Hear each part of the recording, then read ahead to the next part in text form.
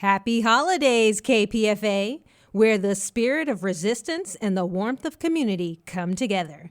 I'm Miko Tolliver, here with your Holiday Hijack special, a celebration of culture, creativity, and consciousness as we wrap up another incredible year.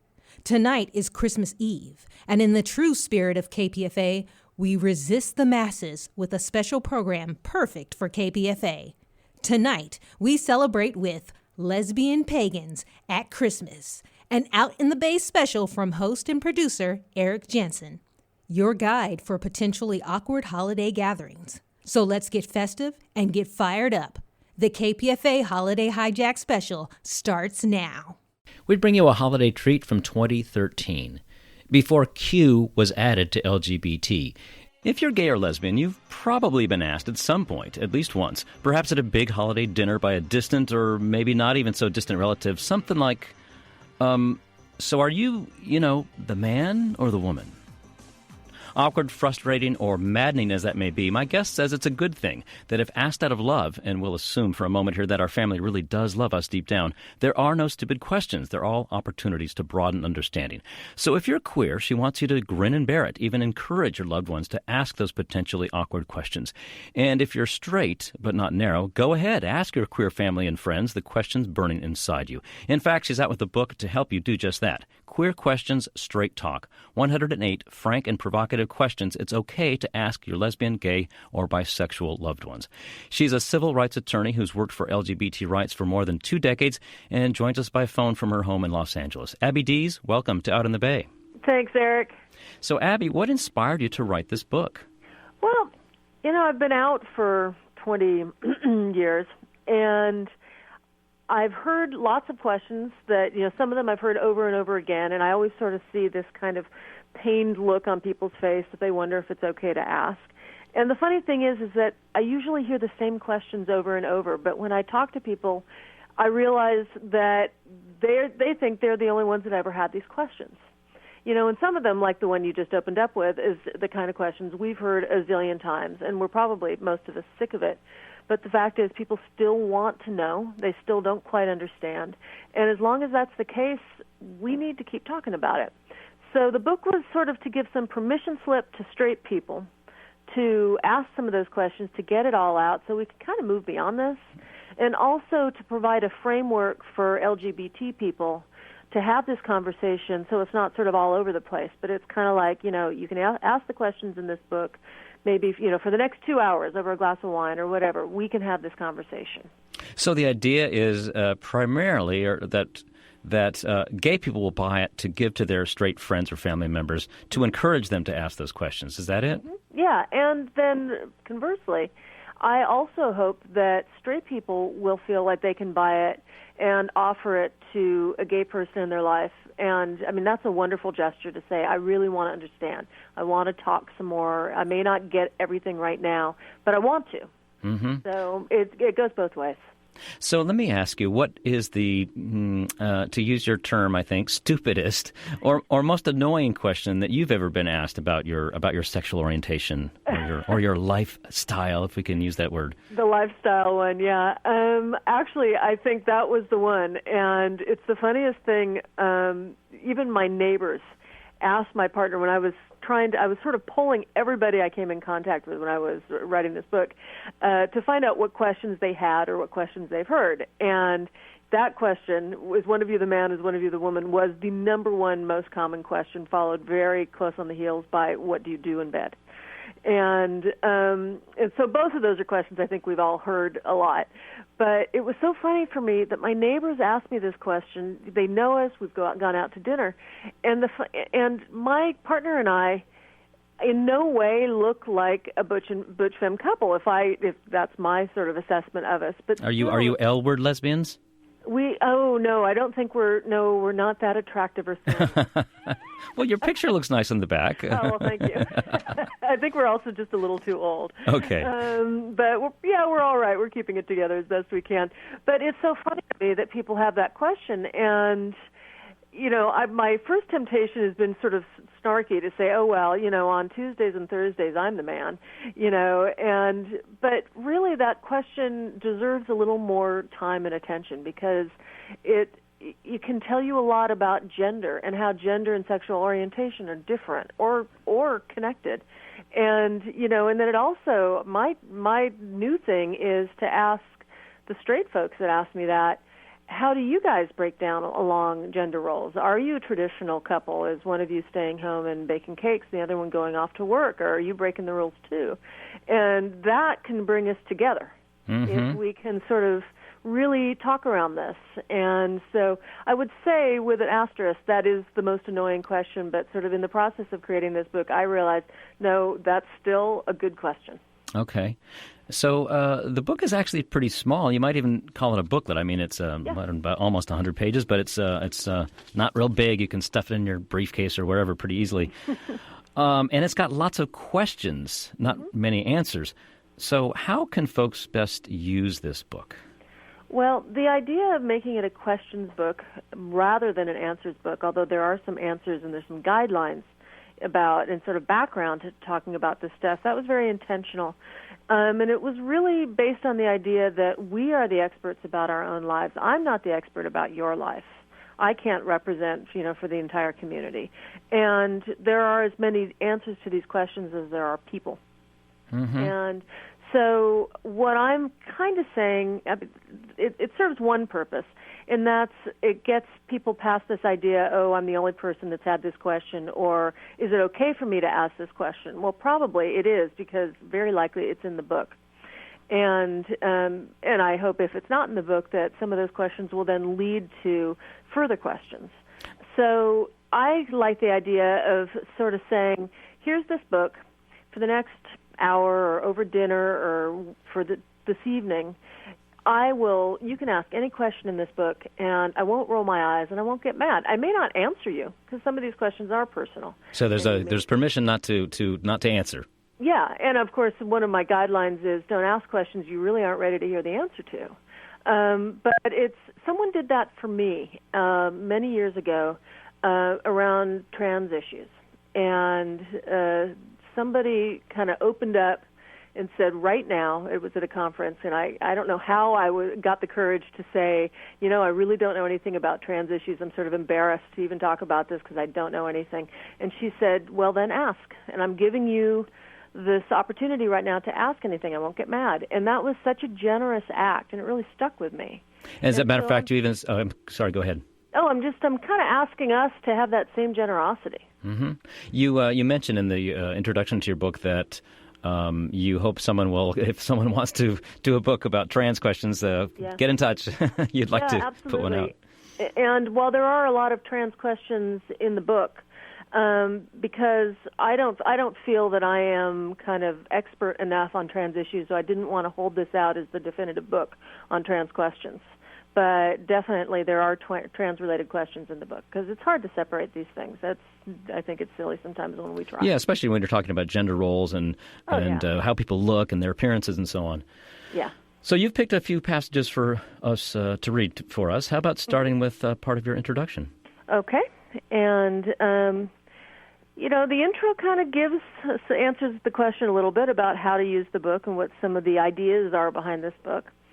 And so, here's a little bit. There are millions of good and kind people who have a lesbi-gay friend or loved one, and lesbi-gay is the term I use in this book just for ease, but until they found out, never thought they knew a gay person who wasn't on TV with a candelabra. It's no surprise, then, that they'd have questions, concerns, and maybe more than a few misguided preconceptions. I'd hope they could feel free to talk about it without the fear of looking politically incorrect, or worse, homophobic. It's too easy to label someone who is new to this whole thing as a homophobe, as if by virtue of having a lesbi-gay son, daughter, mother, or friend, they should automatically be totally hip to the lingo and the theoretical underpinnings of queer culture. Given this, I'm inclined to forgive someone who chooses to stay quiet rather than risk saying something stupid or hurtful. But silence keeps people apart. There's got to be a time and place to ask the real questions and ponder the answers, a time and place to learn a little more about your loved one. this book comes out of my very strong belief that if you are asking with love in your heart, there are no stupid questions. Queer Questions Straight Talk is your permission slip to put an end to the awkward silence. With 108 questions that you might have, or maybe never have, considered before, and some gentle guidance along the way. It is very simply about getting the conversation going, with love and patience, and yes, I know you can do it, an open mind, both of you. Great, thank you. I noticed in there one of the things you talked about was how people sometimes feel that they themselves should be, or that their parents or family should automatically be hip to Boom, the culture. Yeah. And I have to. And now you have to be completely cool about it and understand all the words to use. And I told you when we spoke on the phone that I picked up this book, and when I first skimmed it, I thought, these questions are kind of like, here in San Francisco, we've been all through this before, in Los Angeles too.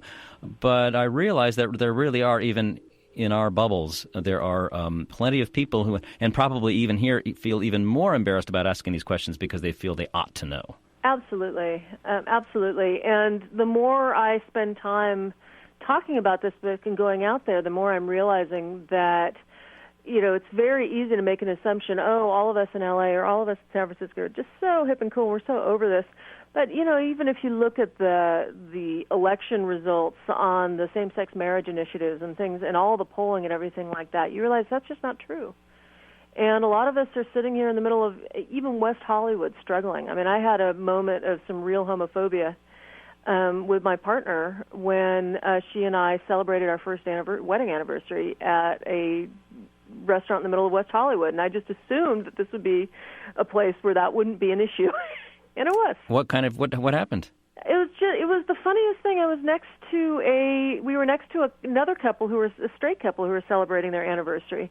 And it wasn't, and I got to back off just a little bit. It wasn't overt homophobia, people outside with signs, but we had notified the maitre d' that this was our anniversary.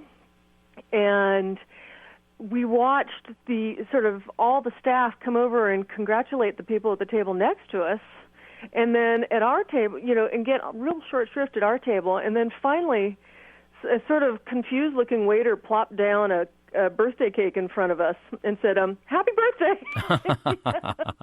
Okay. It was one of those things. I don't think it was intentional, but they couldn't quite get their heads around it. That's interesting. As you said, I wouldn't expect that in West Hollywood, of all places. I'm Eric Jansen. You're tuned to Out in the Bay, gay radio from San Francisco. My guest is Abby Dees, civil rights lawyer and author of Queer Questions Straight Talk, 108 frank and provocative questions it's okay to ask your lesbian, gay, or bisexual loved one. You can learn more about the book and about Abby Dees online at queerquestionsstraighttalk.com. Now, I want to play one of my favorite holiday songs, which is basically, it relates to this book, and it's kind of the tale of what happens when a pair of pagan lesbians drops in on one of their traditional Christian uncle's family. This is by Dar Williams. It's called The Christians and the Pagans. I believe it's from 1996.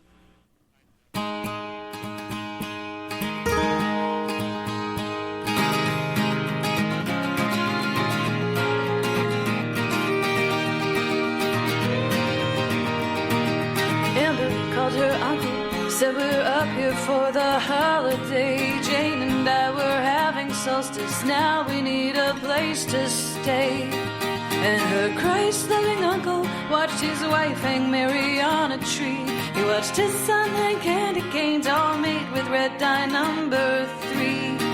He told his niece it's Christmas Eve. I know our life is not your style. She said Christmas is like solstice and we miss you, and it's been a while.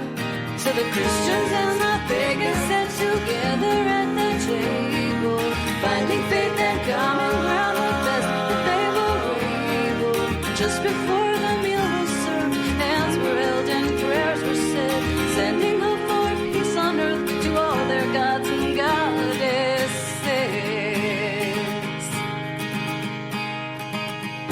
The food was great, the tree plugged in, the meal had gone without a hitch, till Timmy turned to Amber and said, "Is it true that you're a witch?" His mom jumped up and said, "The pies are burning," and she hit the kitchen, and it was Jane who spoke. She said, "It's true, cousin's not a Christian, but we love trees, we love the snow, the friends we have, the world we share.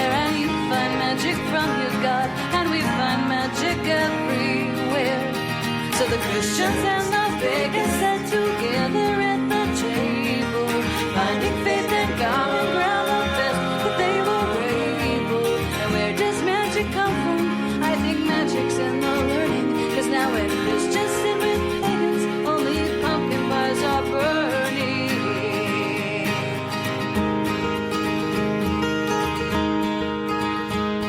When Amber tried to do the dishes, her aunt said, really, no, don't bother. Amber's uncle saw how Amber looked like Tim and like her father. He thought about his brother, how they hadn't spoken in a year. He thought he'd call him up and say, it's Christmas and your daughter's here. He thought of father, sons, and brothers, saw his own son tuck his sleeve, saying, can I be a pagan? Dad said, we'll discuss it when they leave. So the Christians and the pagans sat together at the table, finding faith and common ground the best that they were able, lighting trees in darkness, learning new ways from the old world, and making sense of history and drawing warmth out of the cold.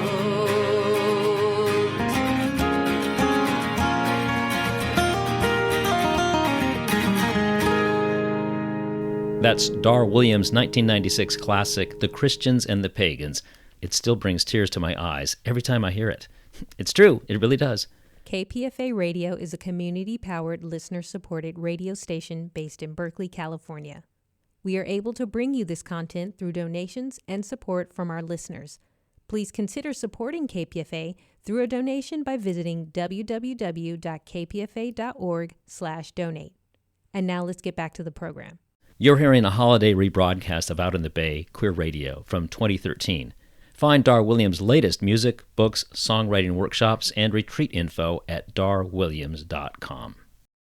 I love this song. It's, like I said, it's one of my favorite holiday songs. And it's illustrative here because it's little Timmy who turns to Amber and says, is it true that you're a witch? He'll ask the question that maybe everybody else at the table is thinking, but they're, in those adult, inhibitions we have where we think we're not supposed to. Well, I got to give kids some credit for being so straight up and not as freaked out as adults usually are. Yeah, isn't that the truth? So you write in Queer Questions Straight Talk that as out as we are, we're always still coming out in some ways, and that even very publicly out people like you and me still hide, or at least we don't disclose our sexual orientations all the time. For good and maybe not so good reasons sometimes. And I wondered, what are some of those reasons why? Who are some people you might not come out to, for example? Well, I notice my partner and I live part-time in Nashville, Tennessee. And that's a new area for me. And, when I'm in California, I know this state so well that I kind of know in my hometown where it's okay to walk down the street holding hands. But if I'm in a new area, I'm not quite sure. And sometimes that's just me having internalized homophobia, but sometimes that's me just sort of feeling like I really don't know the lay of the land, don't know how people think around here. I'm a stranger, and I've experienced that in Nashville, which I must say, shout out to Nashville, has constantly defied my expectations around a southern, fairly Christian town, is that people have been very cool and very accepting. But because I don't know it, and I'm so aware that there's a very, very prominent conservative kind of, social outlook there, I'm a little less sure of what I can do where and what kind of reaction it's going to get. I'm pleased to say that the few times that I've really taken a chance to hold my partner's hand or, be very clear about my feelings towards her, I've gotten really wonderful, warm reception. So it's always good, as I say in the book, it's always good to push a little against the closet door. But there are real stakes to coming out, and I don't think it's the kind of thing people should take lightly. I think that you do have to know your community and know and be prepared for a potentially dangerous response. What kind? Go ahead. No, but for the most part, that's not what's going to happen, and I think people will be pleasantly surprised. But, you always have to keep your wits about you. So tell us a little bit about your work, because you do some work that is kind of forces you to be out in public. And I think, as you say in your book, in the section about coming out, you say that sometimes you do that, and it's harder sometimes with your very own family members. Yeah, that was an interesting thing I experienced when I was first coming out, and now that I'm out to my entire family, it's not an issue. But for a while, I wasn't out to my entire family. Yet I was speaking on gay and lesbian issues. I was the president of kind of every school I ever attended. I was, their gay and lesbian student organization, that kind of thing. And yet it took me forever to tell my father. And my grandmother, who's 98 years old now, only found out a few years ago when she asked. Mm-hmm. She asked you, okay. And I felt kind of silly. Well, God, all this time, she was ready to talk about it, and I was worried about talking to her. And it's just a funny thing, and sometimes it's just the family, the rules don't apply, and I think there's some other issues, too, with your family, about embarrassment, about not wanting to let them down, even if you know that there is nothing about you that's bad and that you should be ashamed of. There's nothing like that. Still, it goes deep. And, once the cat's out of the bag, it's hard to put it back in unless your family's in total denial. Right.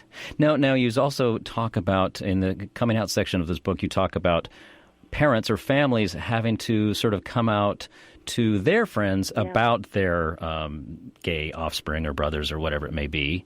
Yeah. And that can be a difficult process, too. So this sort of can help them as well? Well, I think so. And I encourage us all to have a little patience. Gently push, but if our parents, say, for example, are not ready to tell their best friends or, whoever in the folks at work or whatever, if you've just told them, you've had maybe years to get clear about who you are. They're new to this. And I think that what we can do is encourage them to keep talking about it, to end that sort of habit of silence among us, and sort of talk them through it, and not immediately take it so personally that they're not quite ready to come out. Because, we look back at our own process of coming out. It wasn't instantaneous.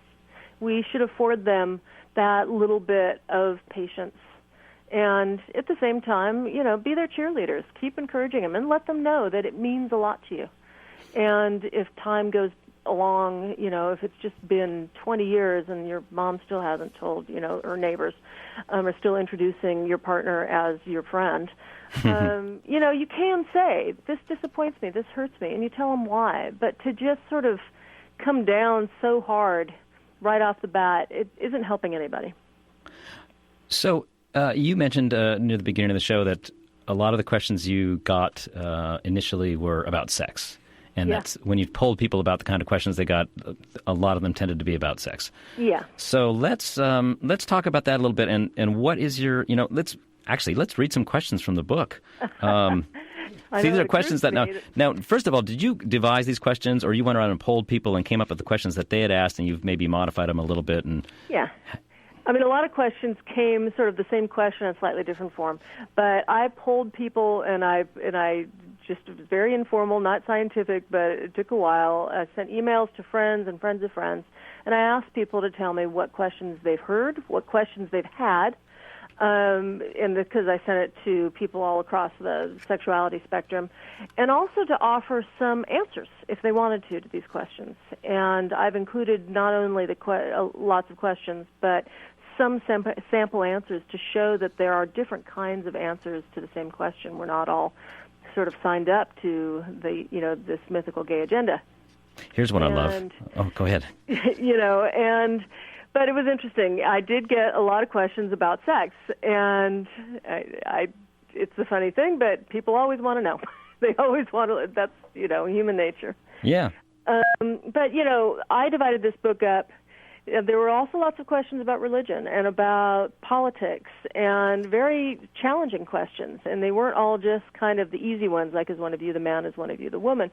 One of the more challenging questions that I've heard is, for example, with all the problems in the world right now, with post-Katrina still there, and global warming, is gay rights really the most important thing we should be looking at? That's a challenging question. And one that, makes me stop and really think, what we have limited resources. What are we doing with our resources? And why does this matter? And so have you been asked that question lately, and how do you answer it? Or questions like that yourself? I answer it, first of all, with a little bit of information, which is I think that there is such an image that all gay and lesbian people are sort of well-to-do, educated people who are living otherwise privileged lives. And really those are the people that have the privilege to come out. But, in fact, we're dealing with child custody issues. We're dealing with adoption, foster issues, immigration, families being split apart. In other countries, we're dealing, like in Uganda, we're dealing with the threat of execution for being gay. I mean, this is a human rights issue, just like any other human rights issue. So I sort of start with a little bit of broader perspective. And then the other thing is that I believe that if you put your effort and your energy to something you believe in, and you do that with, the depth of your conviction and with bravery and courage, if we're all doing that a little bit, we are all going to make the world a better place. We've got just a couple minutes left, so I want to just read a smattering, 2 or 3 questions. Just pick 2 or 3 at random, and I can do the same thing. Here's one. Do you think that being exposed to lesbian-gay relationships or images of them in the media will make kids more likely to experiment with lesbian-gay behavior? Right. Yep, and I've heard that one. Are bi people less stigmatized than gays or lesbians? Why do lesbians so often stay friends with their exes? Do gay men do this too? And I'll tell you the answer, I think it's no. It's funny, I was just looking at that question too. Are lesbians angry at men? Are gay men angry at women? Are bi people angry at anyone? If you say you're attracted to women, why are you dating someone who looks so much like a man, or vice versa? What can I do to make the world a better place for lesbi gays? So the last thing I want to ask you, Abby, is what kinds of special awkwardness do the holidays seem to bring out for people around this? Oh, I think the holidays sort of require us all to act like everything's great and that there's nothing simmering just below the surface. But, when you try really hard not to mention, X, Y, and Z, or perhaps, if you're dealing with bringing your partner to the holidays, to, Thanksgiving dinner for the first time, it's a powder keg. It's an absolute powder keg. Thank you so much, Abby, for being here with us. Thanks, Eric, for having me. We hope you enjoyed this holiday treat, first aired in 2013. Abby Dees' book, Queer Questions, Straight Talk, 108 Frank and Provocative Questions It's Okay to Ask Your Lesbian, Gay, or Bisexual Loved One, is available online and in bookstores. All the usual places like Amazon and Barnes & Noble. And I'm a big believer in supporting your local bookstore. So I would say if you're comfortable, start there. And if they don't have it, they can order it for you. Out in the Bay, Queer Radio and Podcast is nonprofit and independent. We thank you so much for listening and for your support over the years. I'm Eric Jansen. Happy holidays from all of us here at Out in the Bay, outinthebay.org. You can hear recent shows there too, and you can subscribe to podcasts and our occasional email newsletter so you won't miss new episodes. That's outinthebay.org. I hope you enjoyed this podcast. If you want to find more KPFA radio content, log on to www.kpfa.org. Also follow us on social media by visiting Facebook at KPFA 94.1 and Instagram, Twitter, and TikTok at KPFA Radio. Plus, check out our KPFA TV video content on YouTube and twitch.tv at KPFA Radio. Subscribe to this podcast and stay updated to when we release episodes of shows representing the best of KPFA Radio.